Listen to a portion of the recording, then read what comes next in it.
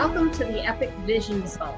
As Major General in the National Guard of the Maryland military, my guest today is the first African American and first woman to head up all military operations for one state and make national news when under her command, her team became the first all-female National Guard command staff in the U.S.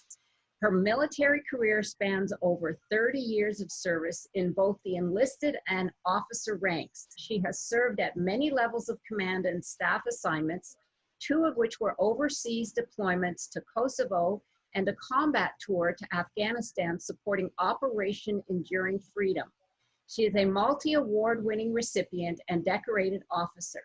As part of her military role, she worked with senior level officials in Estonia and Bosnia, developing country strategies under the Department of Defense State Partnership Program.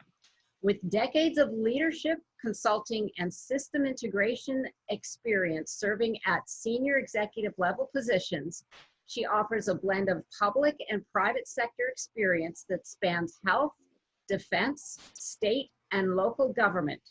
Now an entrepreneur, she is founder and CEO of Kaleidoscope Effect, a company that provides leadership, strategic advisory services, and solutions to drive positive and measurable growth through change and innovation. She personally mentors, coaches, and speaks on leadership, diversity, adversity, career transition, and issues that plague women and veterans in the workplace.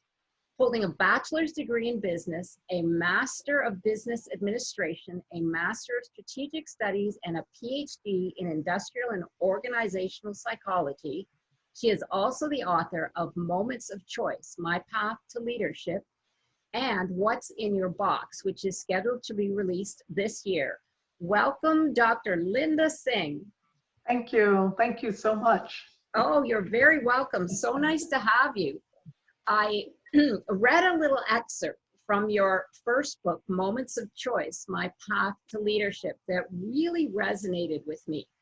And it was the story about your trip to Kabul and your mission there and the value of our freedom of choice in everything we experience. Can you tell our audience a little bit about that experience and the insight that came from that?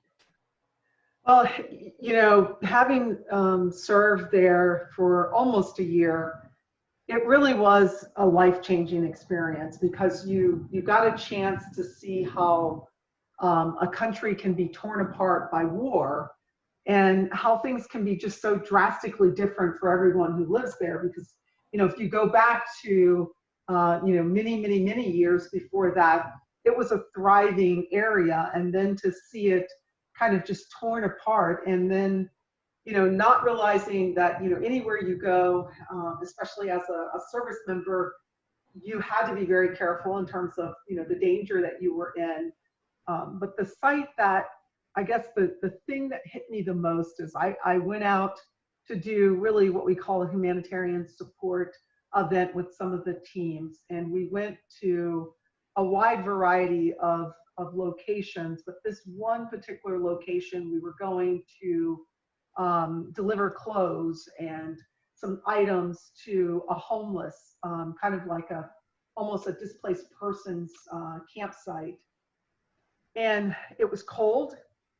And, you know, here you see these kids walking around with no shoes, and they were just happy that we were there. And it was just, you know, to watch the little girls see me and to really just watch them be in awe. You can't help but to let that impact you, and you don't even speak the same language. And as you're trying to communicate with them and you're using an interpreter, it really was it changed me in terms of the way that I looked at the place and the way that I felt about coming back home. Because there they were, homeless and so happy. You know, they were living in cardboard boxes in different places, and it was just, it was a little crazy. Yes, you said in, excuse me, in your book that you learned the value of every choice and experience that we make, and not to take our freedom of choice for granted, because we often do. but it was very poignant, and I really enjoyed it. In that book, you say that your transition from abuse and homelessness to becoming Major General in the United States Army and an executive with leading global professional services company came from a series of moments in choice. Share with us those choices and what they are. Well, I mean, when I started out, I left home and was homeless for a period of time before joining the military. And I had even quit high school. So I didn't get my high school diploma until about a year after I had been in the military. And so when you make those choices, there are certain consequences that come with that. And so every choice that you make along the way does have a level of consequence, whether it's good or bad. And you almost have to think about it as in, okay, well, that didn't work. So what's the next thing you need to try? And I think, you know, while I was in the midst of it, I'm not real sure that I realized just how crazy it was that I was going from one thing to the next. I didn't really have a home. It was almost like I had a requirement to survive, and I was doing whatever I needed to survive. And then, you know, trying to really work to be able to get my education. And what landed me being able to get a job in consulting and really change the trajectory for my career was finishing my undergraduate degree, which took 10 years to get done. And then having a friend who actually had worked at the company where I was, and he left and went to this consulting company as an HR recruiter. And he reached out to me. And so he just remembers that I was not happy where I was and I wanted something different, more, and I wasn't necessarily going to get it where I was. And so if it wasn't for a number of people, you know, believing in me and giving me, you know, that chance, right? They gave me the opportunity, but then it was up to me to be able to walk through that door. And so it is, you know, your life is about a wide variety of choices, and sometimes those choices can be made for you. And you know, you have to think about, you know, when other individuals make a choice for you and you kind of land in a situation, you have to figure out how you're going to get out of that. Right. I like that you said sometimes it's choices that other people make for you, and whether or not you take that action, but that was very intuitive. I know that you shared that you made choices in the sense of choosing forgiveness over resentment, and love over fear, discipline over recklessness, and hard work over dependency. That was in your book, and I just loved it. I thought it was so profound, that the lessons that came to you during this period in your life. And although you came from humble and troubled beginnings, you found the courage at a very early age to leave it all behind. And I was really curious, where do you think you got that strength? And what advice would you give someone who may be using their circumstances to hold them back?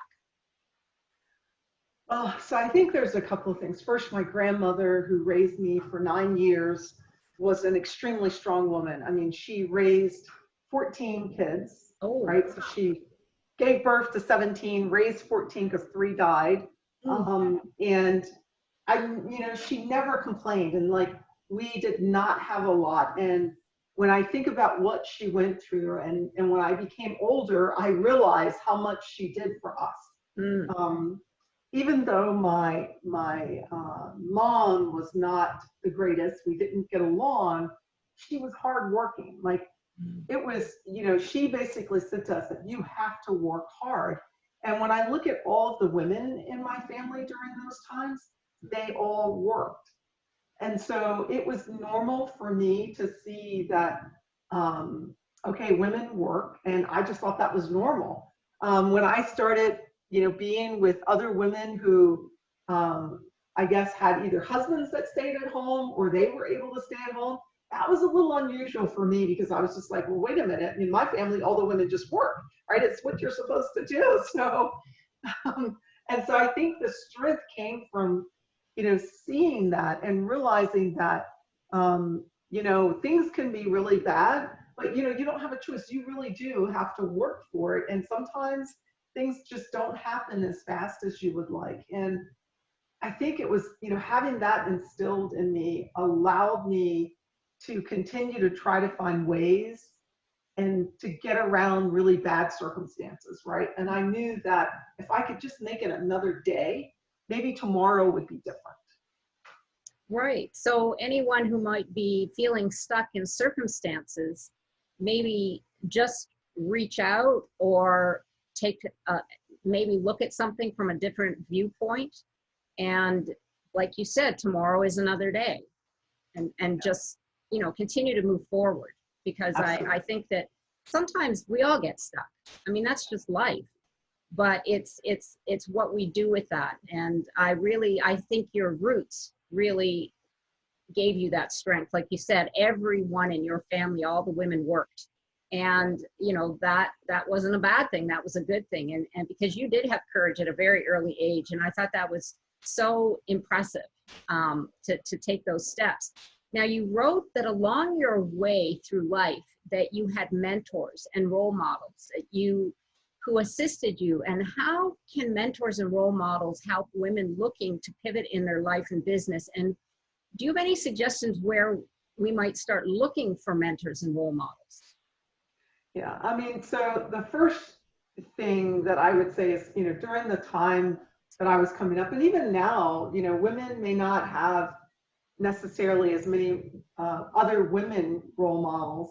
And so don't just look to other women to be, the role model. You can look to men to actually serve as those role models as well. And believe it or not, you can actually learn some amazing things from our male counterparts. How they do business, and how can you change some of the things that you think about in the way that they do business, and bring that into kind of your own framework. And so you need to look for mentors within your workplace, because you may be able to find them there. Sometimes in your community, there may be, and I say community much broader. I try to associate with different groups where I'm going to be able to learn something. And so you can find mentors within that. And, the thing that I want to make a distinction is there are mentors, there are coaches, and then there are sponsors. And the one thing that I started really learning is that when you have a sponsor, that sponsor not only is going to be looking out for you and on your behalf, but when you're not in the room, they're the ones that are going to have those conversations of support. It is so important to have someone that is willing to be your sponsor, and where they're going to be able to have that seat at the table, and you may not, you won't be there. And that was key. That was instrumental all through my career. I can, really name all the different people who were absolutely, a sponsor supporting, or they were talking on my behalf. They were making sure that I was getting the opportunity. And, you didn't always see it when you were going through it, but then you turned around and you're like, oh my gosh, they were really looking out for me. Right. They're almost like your cheerleader. Yes, absolutely. Yeah. Yes, because you're right. They're role models that we can all look up to. And then there are mentors, and then sponsors. I believe the sponsor gets a lot more involved with you personally, and that you're right. If we can all find sponsors, that would be wonderful in helping us go forward. Your personal development value is one that might be considered a little difficult to implement in today's fast-paced world. And you said it's go slow to go fast. So what is that, and what makes it a value in one's development today? Well, I think sometimes we're going, and we never take the time out to contemplate, am I on the right road? Am I going in the right direction? And, oh, by the way, is this valuable for where I need to go? And we can spend so much wasted time. And so the thing that I've learned is that sometimes you do have to go slower in order to get that speed, in order to get the momentum. And it doesn't mean like we're going through life very slow. It just means that you have to have that time to strategize. And you should not only be strategizing about, if you're in business and you're an entrepreneur, what your business is, you should have a strategy and a business plan for your business. And then you should have a personal strategy and a business plan for you personally. Because if you're not doing those two things, you're not growing in order to be able to provide the need and the support that your business is going to need. So I think it's important for us to take that time out to contemplate, are we even on the right road? You know, if we're playing the game of checkers, is it the game that you want to play for where you need to go? Maybe you need to be playing chess. And so you have to take that time. Right. Yes. And I like that you said to reflect on the value. You know, if is there value in what I'm doing here? And I've never heard anyone say to do one for your, I've heard the business strategy, but not personal. So that's very interesting. In our earlier conversation, of course, it became very clear, speaking of strategy, that you are a very strategic thinker and planner. And I love that about you. And did you always have this aptitude, or did you gain it over the years, and it's particularly with your background in the military? And so I didn't always have it, or at least I didn't think that I always had it. It's really funny. You know, we see ourselves in certain ways. And so I worked with a gentleman at Accenture, and he was a strategy type. And when him and I started working together, I actually worked for him. I used to admire how he could just, you know, really have this deep thinking ability. And I'm just like, where did he get that from? Yeah, give me some. And I never really seen myself doing that. And so one day I just said to him, I said, well, you're good at strategy. I'm not good at strategy, right? I'm good at the operational and the tactical. And he just stopped me and he goes, I disagree. I was like, whoa. Wow. And if he had not pointed that out to me, and we had a long conversation about it, and that was really a revelational moment for me, where someone else and other people were seeing me as someone that was a deep thinker. And then I had to figure out, well, how do I get comfortable with that? And how do I just let it, you know, just to let it flow? Because I never considered myself to be that. Right. And so it kind of, that was one of those light bulb moments that allowed me to say, okay, now I can lean into this a little bit more. Right. Well, yes, you're right. Sometimes we don't see our own gifts, and we're too close, but it's wonderful when you do have those individuals that can see them and then help you bring it forward. And you made a decision then recently to become an entrepreneur. What made you decide to make that shift? When you've spent almost 40 years having someone else tell you, you know, you need to work this project, or you need to go to this place, or you need to do this, and you realize that you have all of these things that you've now collected, but there's only certain things that you really enjoy doing. So it was the chance for me to be able to shape what I wanted to do for the rest of my life. Now, granted, yes, I could probably do that if I chose a different job, or, you know, I went to a different company, but this allows me to be able to create.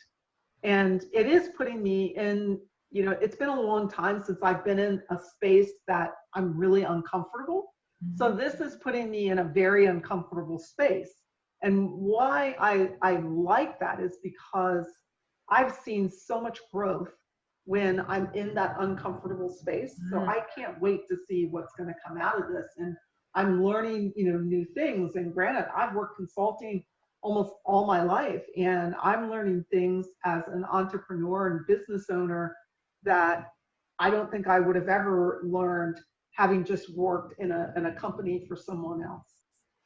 The challenge, I see it as the challenge, because when we're on that edge, that's where the growth happens. Yes. So, and I could see that's definitely in your personality. You like to learn and you like to continue growing. So that's very obvious in your career path when you see all the things that you've accomplished. The name of your company is unique and holds special meaning to you. Explain what that is and why it holds special meaning. I really wanted a company that represented the impact that I want to make in the world still. And it really was about thinking, how can I help people see the world differently? And so Kaleidoscope, from from each of our perspective, if I was to give you the same kaleidoscope that I'm holding, you're going to see very different things in very different colors depending on which way you turn it. And the effect of those changes is different. And so I named it Kaleidoscope Effect because I wanted it to represent being the change that you want to see in the world, right? And so my big thing is I want to be able to help my clients and individuals see the world very differently. Mhm. I want them to see it through different eyes. And you can only do that when you come through like an evolution or you come through that change. And that's really the mission that I'm on, is to be able to do that with whatever client that I engage with. I love that name. I mean, how clever is that? You obviously have creativity, because it doesn't go with, well, it does go, but it when you understand what your business is, and we'll get into that a little bit further, it's very corporate almost in its feel and its sense. But the name says, hey, wait a minute, I'm different, and I love it. You stand out. Yeah. So what do you find the most challenging aspect of being your own boss? Finding the time to do every role, because right now I'm really, really small. So you play every single role. When you have to submit a proposal, you're the proposal writer. When you have to do the finances, you're the finance person. That becomes extremely challenging. And you have to be able to kind of step back and make sure that you're making all the right decisions. But you also have to be the salesperson. You know, you have to be the relationship builder. And so it is very challenging. But when I think back to my consulting years, I had to do the same thing as a consultant, as a partner in a company where your job is sales, it's revenue, it is, you know, profitability. And so it was the same thing. It's just that now I'm doing it for myself. The big thing is I don't have the big machine and safety net behind me. So I have to think about strategic partners. I have to think about how am I going to bring this market offering, you know, going forward. And it's funny because yesterday I had a business call and it went so well that I'm realizing, oh my God, I need to have some I need to have some resumes that I'm good with, ready to go, because we're going to be that fast potentially and moving some things around. So I got off the call and I was feeling really good. And then I went into like panic mode and I was like, oh my goodness, I have a lot to do. Yeah, I got the account. Wow, that's fantastic. Well, congratulations. I'm not sure contracts have been signed, but early congratulations. No.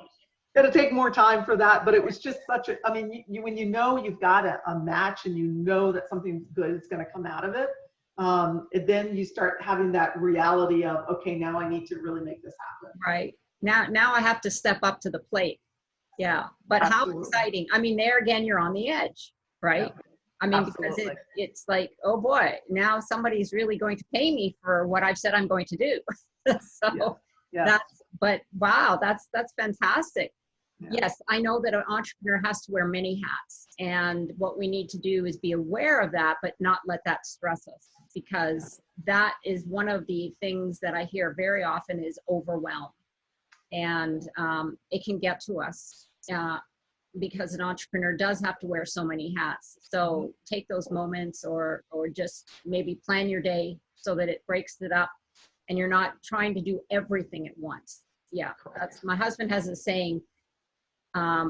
You don't have to eat the whole cow all at once. I know it sounds terrible, but it really makes sense. You know, it's like you don't have to do it all at once. That is correct. I wanted to dig in here because I love your methodology, and you are so strategic in your thinking as an entrepreneur and a businesswoman. As yourself and the general populace grows in numbers, you said that a business plan and outlining the structure should be in place from day one. Now, I know many female entrepreneurs, and that is one thing that we are not good at doing. We like to sort of, you know, go willy-nilly, and I'm very creative, so I have that issue where I tend to go with the flow.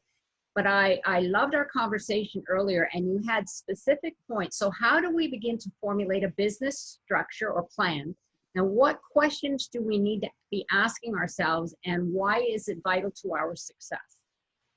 So I know there's a lot of stuff to unpack there, but we'll start with the, what do we need to be asking ourselves? I think the first thing, and where I started, is what is the business that I want to be in? What do I enjoy doing? And if it's what I enjoy doing, can I make money at it? Because that is a key thing. You may enjoy something, but you may not be able to make money doing that. So you really need to think about what you want to do and how are you going to bring that to fruition, which is what the business plan is all about. And I know that, we don't like to do it. We can get in a very uncomfortable space.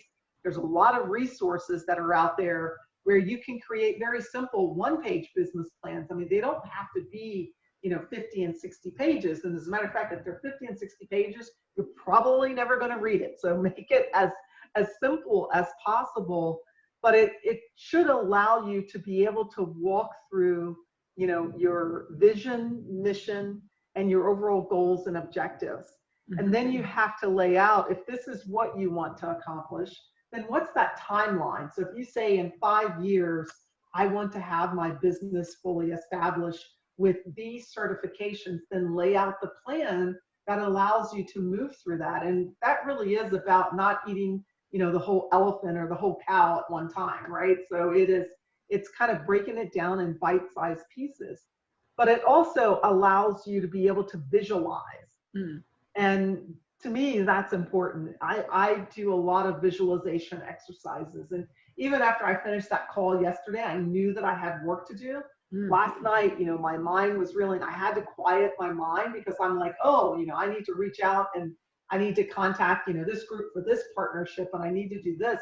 And it was just, going through my mind sequencing. And so when I got up this morning, I'm like, great, I dreamt about it all night long. Let me write it down. Right. So you need to have your plan so you can work on it, right. Just a little at a time. And, even now I have my business plan, but I'm constantly revising it because I'm finding that, where I thought that I was going to be and where I thought that I wanted things, I've been changing them over time because more and more ideas are coming up and I'm like, I need to do this. That's going to make it a lot tighter. So you really do need to have a plan that you're working on. Right, and make it fluid. Like you said, it's not carved in stone. That's one of the actual advantages of being a small entrepreneur is that you can pivot very quickly. And you said that one of the things we need to put in place, like you were saying, if you need to get certificates or teaching, or if you need a website, some of the basics that we all take for granted. But the resources, you said something really interesting that I had never thought of is from day one, you should be thinking of if you need partnership or if strategic alliances are something that would benefit you moving forward, and maybe make a note of those. And then what's your sales and marketing plan and how to attract clients? So all of that. And I like that you said it doesn't have to be multi-pages, because that was one of my other questions, and a one-pager will do.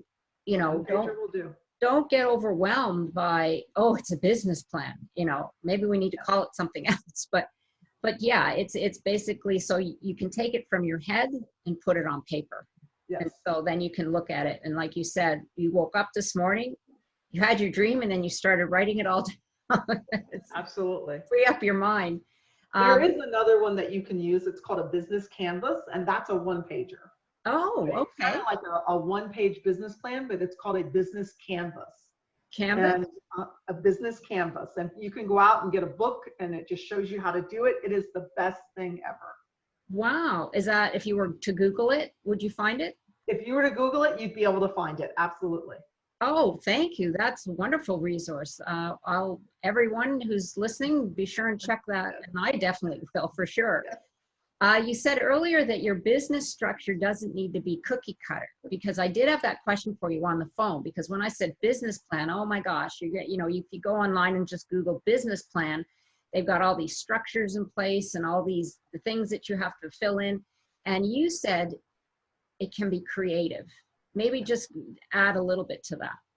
Yeah, I think the problem is that when we think of business plans and business structures, we think of this hierarchy. And if you are a small business, you can really look at, okay, do I need to have, 10 positions that are those high level positions? Well, no, maybe you don't. Maybe you only need 3.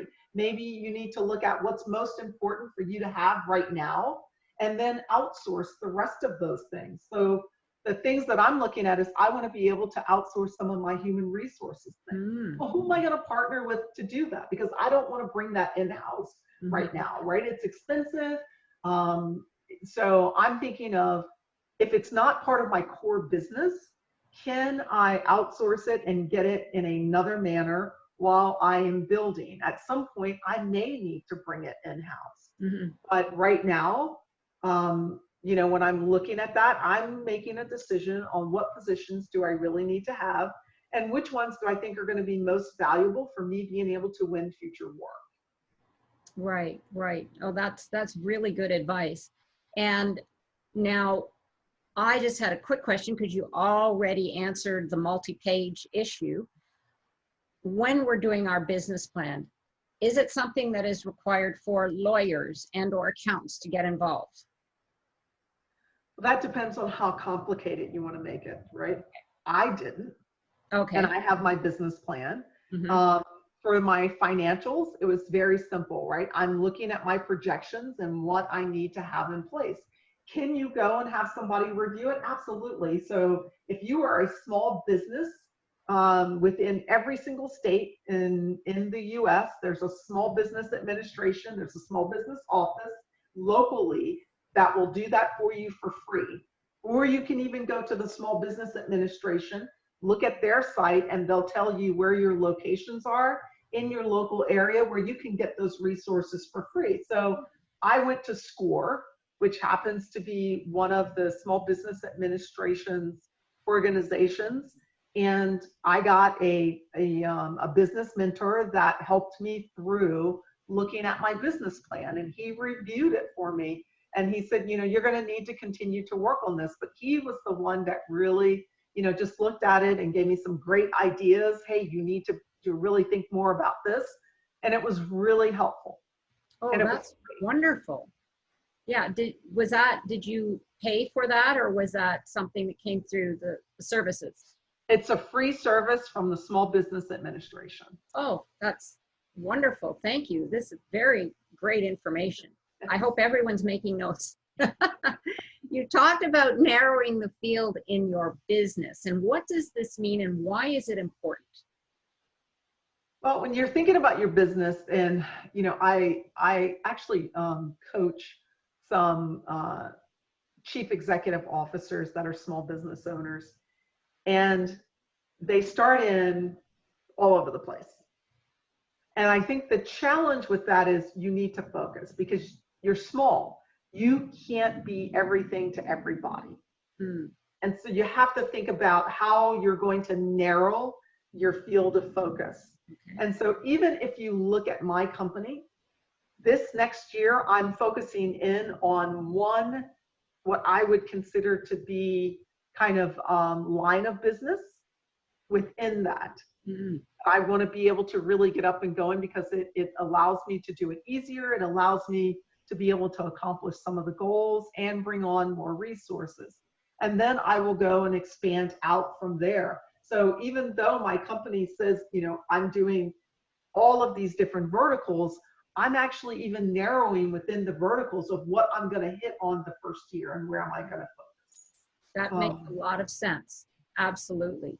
And as entrepreneurs and business owners, you said that we need to know our lead cycle. Explain what that is and why it's important. So the lead cycle is really all about how long is it going to take you to close a deal and to bring that into your organization and then get paid, right? So when you think about what that lead generation cycle is, I'm planning on doing a lot of work with the government. The lead time for government work can be years. There's one particular client that we've been going after. It's an international client. We have been cultivating this deal for a year and we still haven't closed the deal.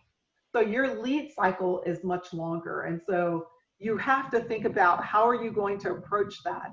And if your lead cycle is that long, let's just say you have 6 deals and none of them are scheduled to close in Q2. So we're kind of really in Q2, Q3, depending on your year, of where you are and how you slice up your year, right? So we could be in Q2, could be in Q3, depending on what your years look like. But if you were to look at that, you may not be bringing in any sales or revenue within the next 6 months if that cycle is a very long lead time. Right. So you have to start looking at projecting that out. And that's one of the things you should project out in your business plan. It allows you to lay out your sales and your revenue cycle. So that to me is, you need to understand it. You need to understand the close time, because that will also get into your cash flow. Right. And cash flow you're going to have. So that'd be very vital. And if you didn't anticipate that, then you'd be stressed. You're right. If you anticipate it, depending on what, and I think no matter what, I mean, you're working with clients that, in the sense of the government, that would take many, hopefully not years, but a long time to cultivate. Whereas, let's say you're an individual selling a product or a coach, your lead cycle might be shorter, but you still need to address it, because that's an issue that often happens with entrepreneurs, is that they don't anticipate their lead cycle and then they stress because the cash flow isn't there. That's correct. So yeah, that's very vital. How important is it? I know you mentioned it briefly when we discussed the business plan, a mission statement and a vision statement, and should those be on your business plan? And what is the difference? Absolutely. So your vision statement is really about your overall vision, right? That's a much broader scope. And then your mission statement is how you're going to go about it, right? This is how you are going to go about achieving that vision. What you're going to do on a daily basis almost. And so it's important to have both. I think some organizations would say, well, you need to have a vision statement. But if you don't have a mission statement, how do you know what your purpose, truly is? You'll know what the vision is, but you may not know what the core purpose of the objectives are going to be. And so you have to think about that a little bit. And I would say then you also need to have core values. I mean, how many people think about developing core values for their companies? Those core values should be part of what helps to drive and helps you to accomplish that vision.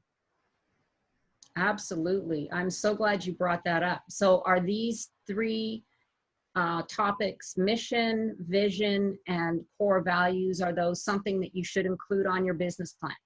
Absolutely. Okay. Absolutely. Wonderful. And give it some thought, because like you said, it is important, and that maybe keeps you on the straight and narrow when you start to go in another direction, and then maybe bring it back, or you can change it depending on what happens. But you wanted to tell us something about what we should be aware of when seeking venture capital. Yes.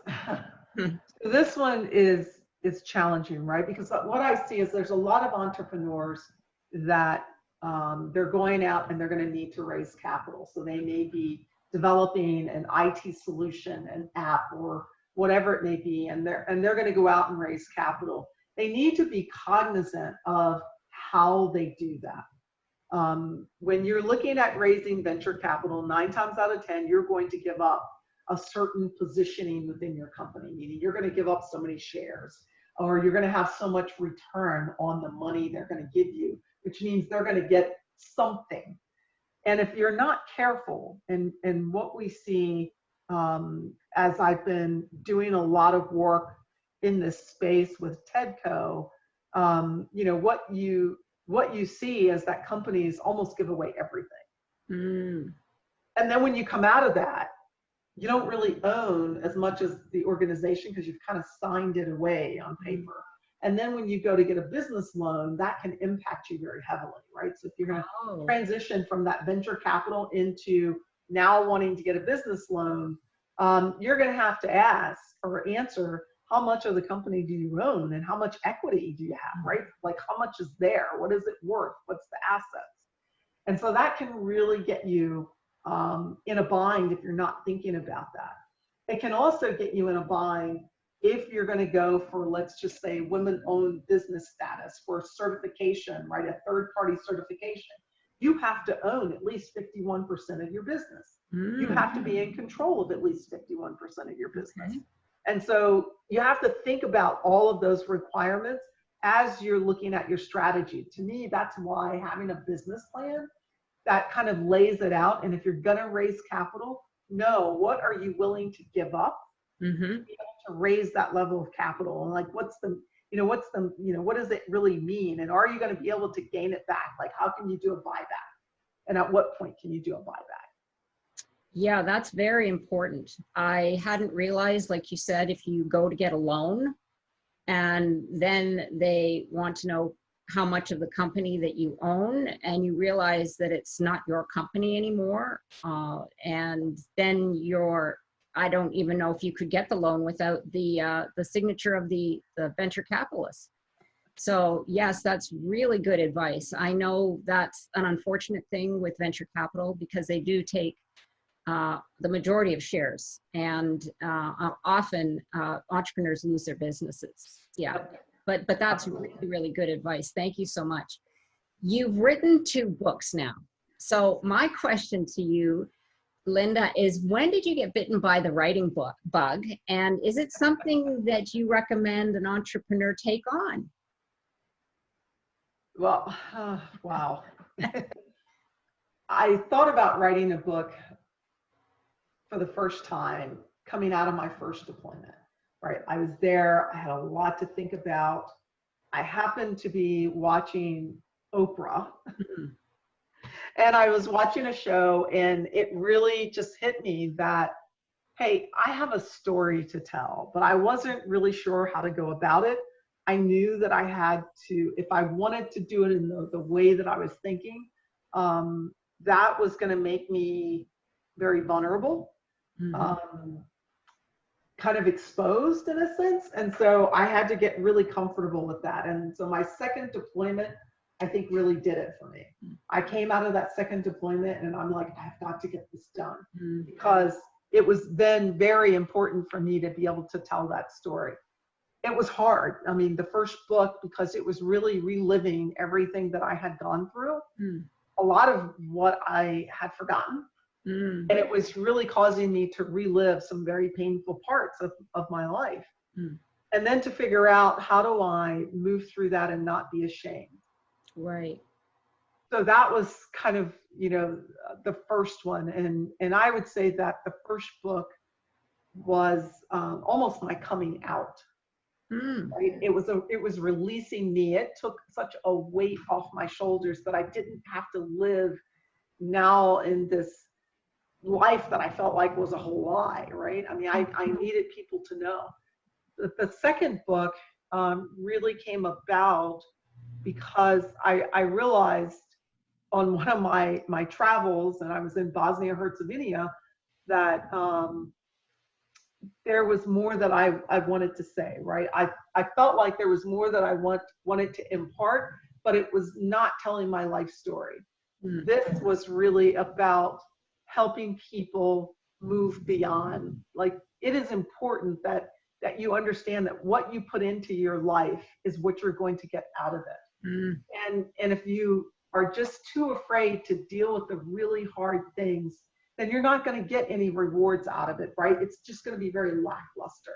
And so it's not easy. And I want people to really see that you have to put in the hard work, and you have to continue to chomp away at it, one item at a time, and what I call one chit at a time, right? You have to pay that chit forward in order to get the value out. And so the next book is about what's in your box. And it really is equating a box to your life. What you put in is what you get out. So how do we start challenging those preconceived ideas and notions that almost put handcuffs on us? And how do we break out of that? I wanted it to be out last year, but it was a lot harder to write this one. And I think, fate had it and saying, okay, it's not ready. It can't come out. And with everything that's happened with the pandemic, the book will be ready to really be released, sometime this fall. And I think it's the perfect timing because people are going to need to have that breakout moment. We are in such a weird space right now with so many different things happening. We need for ourselves a breakout moment. And so I'm going to be focusing in on trying to help folks get that breakout moment. That's wonderful. I can't wait because, like I said, I read excerpts from your first book that I want to get and read, and they're beautifully written. It's a story, and it just draws you in, and I can feel how real it is. I feel in telling your story that was cathartic for you. I mean, that's how I feel because you said a weight was lifted off you by sharing this, and that's wonderful. And that you have that gift, in a sense that you were able to bring it and put it out there, because you're right, it is very vulnerable and it is exposing yourself. But I think if we can do that, it helps us grow. I feel that it can really help us grow, but it also can serve others to help them grow. Yeah, that's beautiful. I love the title of your second book. It's just so interesting. But now I get it. I was going to ask you why that title, but now, of course, it all makes sense. So definitely, what is the most gratifying aspect of owning your own business? Well, I think I'm really, and as I'm structuring my business, I'm trying to do things that is going to not just grow my business because I have to be able, to pay my bills and things like that, but I want to be able to help change circumstances maybe for some others. Mm-hmm. And so I'm really looking at how do I build into my business model a way for me to do that. And whether it is, my partnerships and the way that I'm looking at strategic partnerships is you have to be a woman-owned business, a minority-owned business, or a veteran-owned business. Mm. I'm not saying that I won't partner with large organizations, but what I am saying is for the strategic partners that I want to bring along behind me, I really want to be strategic about how I look at these partnerships. Mm. Is there a way that I can not only help my business to grow, but to, bring someone else along, and maybe they'll do that for someone else. And then my staffing model for part of my offerings, I'm really looking at how do I help contribute to jobs? And how can I do that for a group that may not necessarily get the opportunity? And that doesn't mean that I can do everything for everyone, but I am looking at kind of developing a method and a structure where I'm dealing with the inner city. And how do I help bring, if I can bring 10 into the business that I can help grow, and I get it, they're probably going to get trained and skilled and they'll probably leave, but that's 10. And then if I can do 10 more. Right. And so I'm really trying to look at it as in the spirit, what's been in the spirit of how I've lived my life and how do I bring that into my business? And I'm excited about that. And I know that it's going to be hard work. I know that it is putting, tons of stress on me and my family in doing this, but I feel like it's going to be worth it at the end. I think so. I can feel your passion for sure. And that's key. It's not something that you wake up and go, oh my gosh, I have to do this today. No, this is why I'm here. It's like you said, you make an impact, and that's what's exciting. It can be in the lives of individuals or shaping a corporation, and they affect others' lives. It's just wonderful. I love your whole concept and where you're headed. So what makes you happiest in business and life? I like to spend time with family. I think, and family is important to me.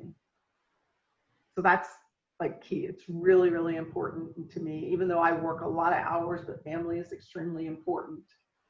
In business, what really makes me happy is just watching my clients grow and watching people change. So if I'm coaching someone, and when I think about the team that I've just now spent 6 months with, TEDCO, watching their growth, and I say to them is I know that I'm not going to be with them a year down the road, but I can't wait to see what they're going to do. Mm. And I'm sure they think, oh, she's just talking, but I am so excited for the potential of, so many of the individuals in that organization that it just gives me, it makes me feel like I'm a proud mom, right? Yeah. And I know that they're all, around my age, some of them are, but it really makes me feel like a proud mom because I've been able to lend a hand and there again to make an impact. Mm. Yes, make an impact, definitely. And I'm sure they're all listening. I can imagine that they're going to have great takeaways. So tell us something that's not on your resume. The thing that doesn't come through on my resume. Oops, I think I've lost you there for a minute. Can we go back? There we go. The thing that doesn't go through or come through on my resume, I think it's really the passion that I bring to every single experience and job that I take on. Mm-hmm. I mean, I think people can look at it and say, oh my God, you've got an amazing resume, but they don't realize like how much I throw myself into anything that I decide to take on. Mm-hmm. And it becomes like, it's almost like a religion, right? I throw myself into it so much because it is about ensuring that I give my best every single day. Mm-hmm. And that may not come through as much as I think I would like it to come through. Mm-hmm. Mm-hmm. Yeah.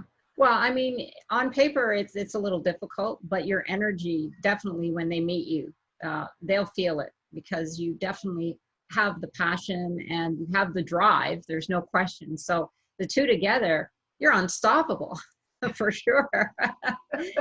So is there anything else you would like to share with our audience?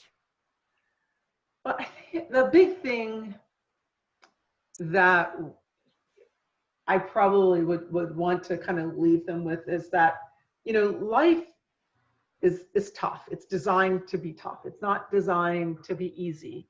And yes, maybe there are some people who just have it really, really easy, but I don't know too many that really don't work extremely hard. And, we're going to have a lot of disappointments, but we have to stay focused on what that end goal is for ourselves. And we can't let somebody else kind of define that for us. Mm.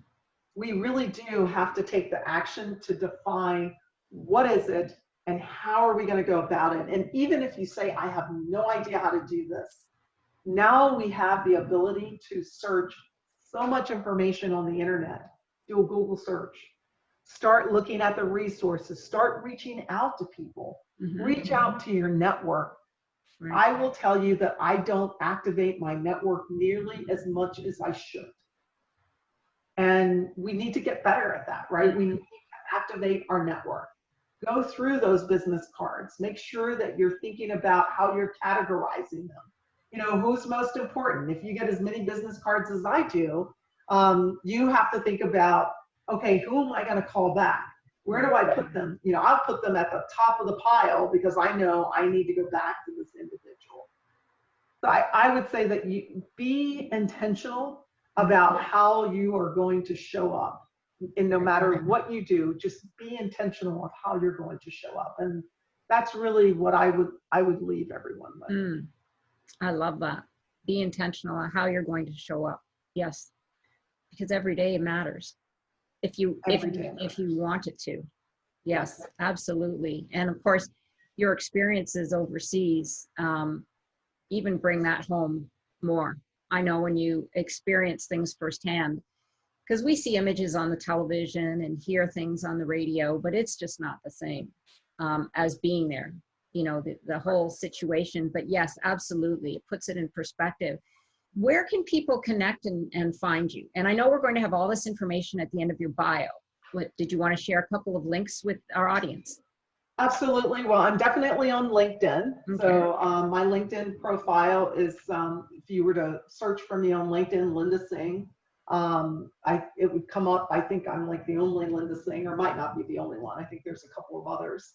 If you were to go out to Kaleidoscope Effect, That's Kaleidoscope Effect with an A.com. You can hit on my website, and you can also reach out to me there. Those are probably the best places. And if you pick up the phone, somebody will actually answer and take a message, and then I can get back to you. And those are probably the best places to get hold of me. Okay, well, we'll certainly have those available on the site as well. And I know that I heard what you were saying is connection is very important. And it is, yes, connection. And it doesn't always have to be business associated. It can just be connection for a friend or for some advice or just to share a story, you know, or a recipe like I do all the time. Absolutely. Absolutely. So I have 4 final questions that I ask of every guest. Hopefully they're fun for you. They're simple. So I'll start with the first one. If your life were an epic story, what would the title be? The General. I love it. Whoa, I love it.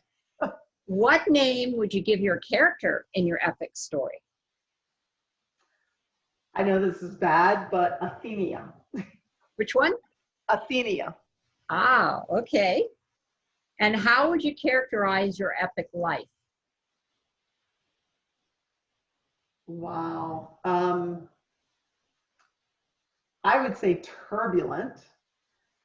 I often look at like some of those shows, the one that just ended with Game of Thrones, and I'm just like, yeah, that's my life. You know, fighting every battle, right? So it's almost like, you know, the Game of Thrones. That's kind of what my life was like. Okay. And then if you had one epic superpower, what would it be and why? Wisdom. Wisdom gives you the ability to really, you know, operate at a much higher level and to really transcend. So wisdom. Yes, that's that wisdom would be a magnificent superpower for sure. So thank you, Linda, so much for coming on the show and sharing your stories, your inspiration, and your business expertise with us on the value of our choices and how we can turn our passion into profits. And now Linda and I would love to hear from you. So go on over to my Facebook page and write a comment. Tell us what your epic takeaway was from this conversation. And remember, this is where you imagine, create, and build a life and business doing what you love. I'm Jane Applegath. Until next time, this is the Epic Vision Zone. Thank you.